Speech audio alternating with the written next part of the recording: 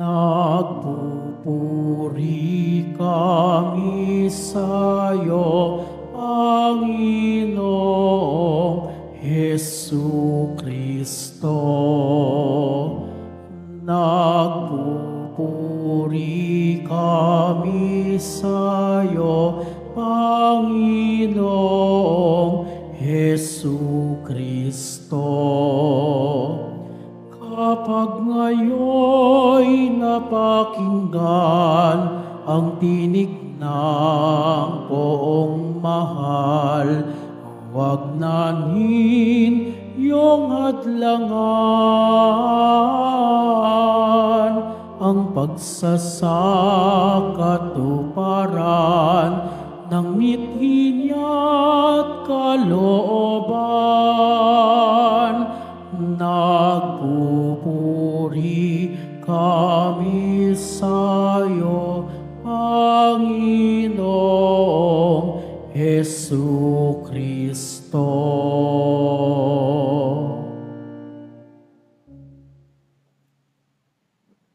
Sumainyo ang Panginoon, At sumaiyo rin. ang mabuting balita ng Panginoon ayon kay San Lucas. Papuri sa iyo, Panginoon. Noong panahong iyon, sinabi ni Jesus ang talinhagang ito sa mga taong ang tingin sa sarili, matuwid at humahamak naman ng iba. May dalawang lalaking pumanhik sa templo upang manalangin. Ang isa'y pariseo na ang isa na may publikano. Tuminding ang pariseo at pabulong na nanalangin ng ganito, O Diyos, nagpapasalamat ako sa iyo, pagkat hindi ako katulad ng iba, mga magnanakaw, mga mandaraya, mga mangangalunya, o kaya'y katulad ng publikanong ito. Makalawa akong nag-aayuno sa loob ng sanlinggo. Nagbibigay ako ng ikapu ng lahat kong kinikita. Samantala, ang publikano'y nakatayo sa malayo, hindi man lamang makatingin sa langit, kundi dinadagukan ng kanyang dibdib at sinasabi, O Diyos, pahabag po kayo sa akin na isang makasalanan. Sinasabi ko sa inyo, ang lalaking ito'y umuwing kinalulugdan ng Diyos, ngunit hindi ang isa, sapagkat ang sinumang nagpapakataas ay ibababa, at ang nagpapakababa ay itataas. Ang mabuting balita ng Panginoon. Pinupuri ka namin, Panginoong Hesukristo. Magsiupo na po ang lahat. Minsan sa buhay natin, pwedeng pumasok ang pagmamataas natin dahil ang tingin natin sa sarili natin ay mabait tayo. Madasalin tayo. Minsan, pwede rin pumasok yan sa katagang malakas ako kay Lord. Sigurado ka. Minsan may lumapit sa akin, Father, alam mo, kada dasal ko, tinutupad ng Diyos. Malakas ako kay Lord. Sabi ko, sigurado ka. Minsan pwedeng pumasok yun na malakas ako, magaling ako, mabait ako. Pero baka pwede ang lahat ng yan, isang maskara na sinusuot natin. But God knows what is in our hearts. Alam ng Diyos, alam man ang puso natin. Hindi hinahanap ng Diyos anong imahe mo, anong itsura mo, ilan ang followers mo, ilan ang pumupuri sa iyo. God is not after that, but God is after what is in our hearts. Yun nasa puso natin. Kasi kung anong nasa puso natin, yan ang totoo.